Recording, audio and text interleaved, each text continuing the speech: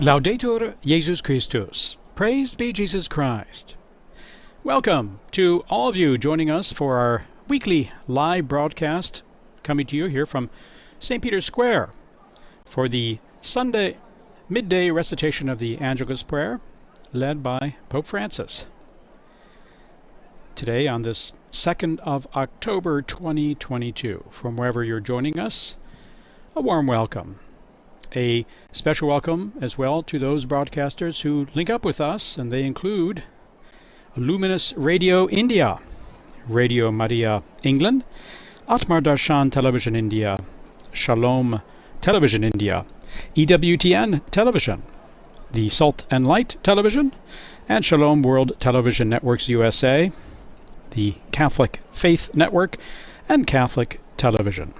And as well all of you joining us through other broadcasters around the world, or watching on our Facebook live feed, our YouTube live feed right now, or later on demand. Right now you're seeing images of the Apostolic Palace. We're zooming in on the window where Pope Francis traditionally gives his Sunday Angelus address, which is usually preceded by reflections that he wishes to offer to those present. You can see the crowds in the square there. Quite a few today on this wonderfully beautiful, mild October. That is, we're already in October Sunday, who come here for the weekly Angelus, those pilgrims who are just visiting Rome, even Romans who are in town, come out for the Sunday Angelus and the Pope's Apostolic blessing following the Angelus prayer there. The Angelus prayer, by the way, can be found by clicking the Pray with the Pope on the Angelus tab, the Pray with the Pope menu on the Angelus tab of the Vatican News website, vaticannews.va, or also on the app. So you can join in the prayer and see the text of it there on our website or our app. In just a few moments, Pope Francis will be appearing there at that window. And for our radio listeners, there's quite a crowd here that the television viewers here can, of course, see clearly. Many with signs representing the parishes they come from, or the organizations they represent, or the religious orders to which they belong. Oftentimes, following the Angelus prayer and the Apostolic blessing, Pope Francis greets those crowds in the square. And here we see Pope Francis approaching the raised podium there before the window, now waving to those below to their applause.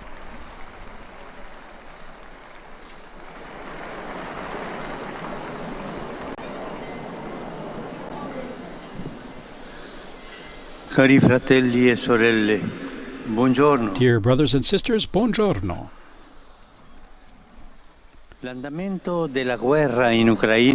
course of the war in Ukraine has become so serious, devastating and threatening as to cause great concern.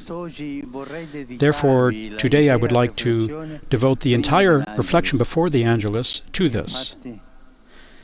Indeed, this terrible and inconceivable wound to humanity, instead of healing, continues to shed even more blood, risking to spread further. I am deeply saddened by the rivers of blood and tears spilled in these months.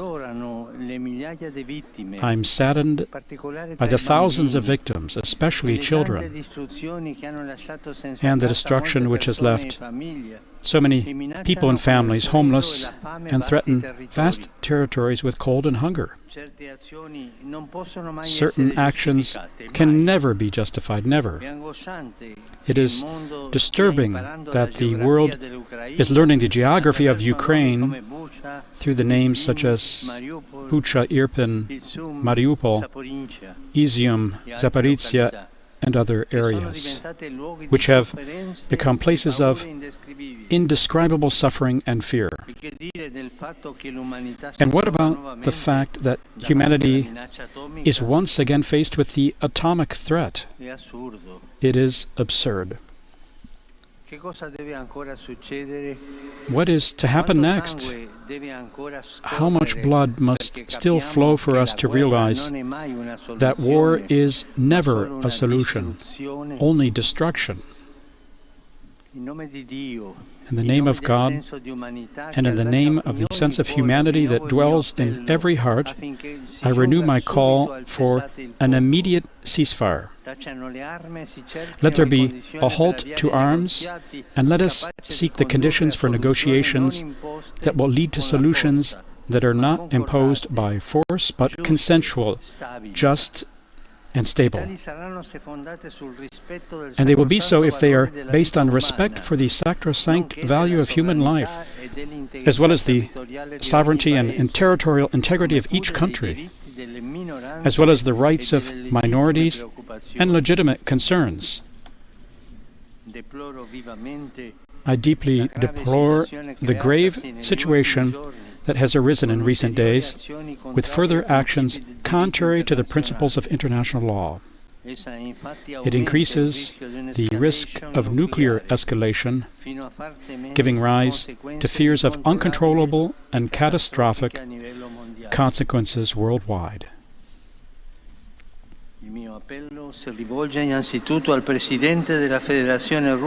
My appeal is addressed first and foremost to the President of the Russian Federation, imploring him to stop this spiral of violence and death, also for the sake of his own people.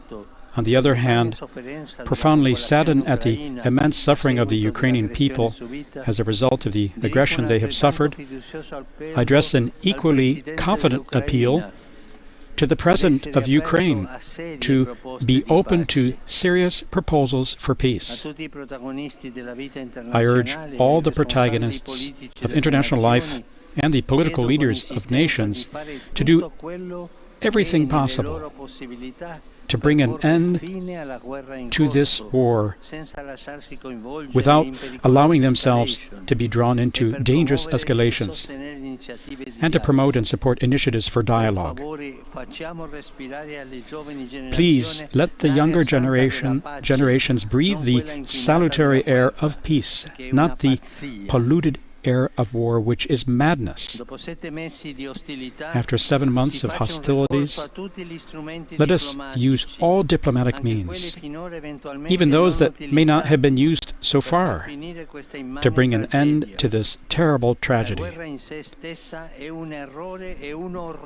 War in itself is an error and a horror. Let us trust in the mercy of God, who can change hearts, and in the maternal intercession of the Queen of Peace, as we raise our supplication to Our Lady of the Rosary of Pompeii, spiritually united with the faithful gathered at her shrine, and in so many parts of the world.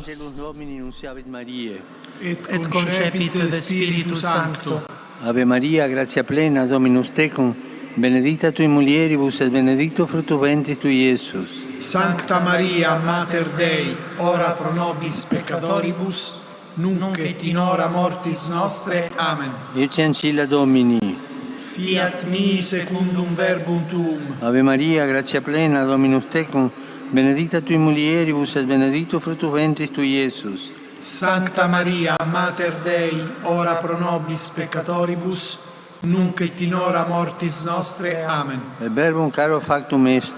Et habitavit in nobis. Ave Maria, gratia plena, Dominus tecum, benedicta tui mulieribus et benedictus fructus ventris tui, Iesus. Sancta Maria, Mater Dei, ora pro nobis peccatoribus, nunc et in hora mortis nostre. Amen. Ora pro nobis, Santa Dei Genitrix. Ut digne ficiamur promissionibus Christi. Gratiam Tuam, quae sumus Domine, mentibus nostris infunde, ut angelo nuntiante, Christi Filii Tui, incarnationem coniovimus, per passionem eius et crucem, a resurrectionis gloriam perducamur. Per Christum Dominum nostrum. Amen. Gloria Patri et Filio et Spiritui Sancto.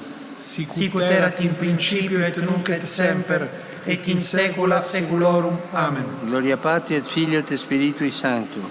sic ut erat in principio et nunc et semper, et in saecula saeculorum. Amen. Gloria Patri et Filio et Spiritui Sancto. Sic ut erat in principio et nunc et semper, et in saecula saeculorum. Amen.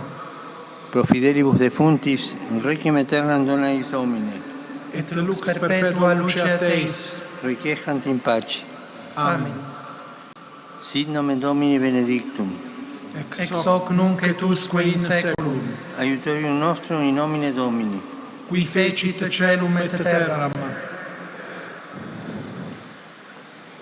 Benedicat vos omnipotens Deus, Pater et Filius et Spiritus Sanctus. Amen.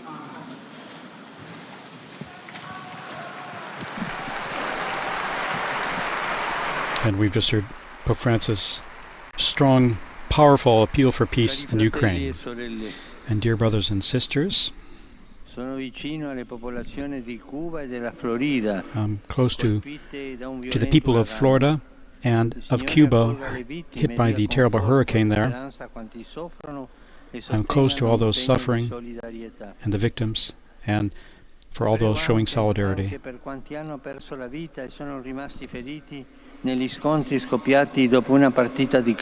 And I'm very sorry to hear of the victims and those hurt after a soccer game in Indonesia, the victims of that terrible stampede there.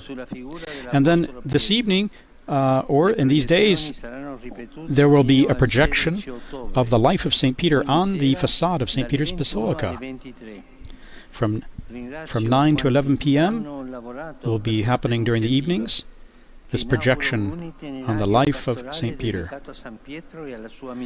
on the life of his mission of St. Peter. And I greet all of you, Romans and pilgrims from various countries, families, parish groups, associations. And I greet those from various dioceses from Italy, and those from Germany as well.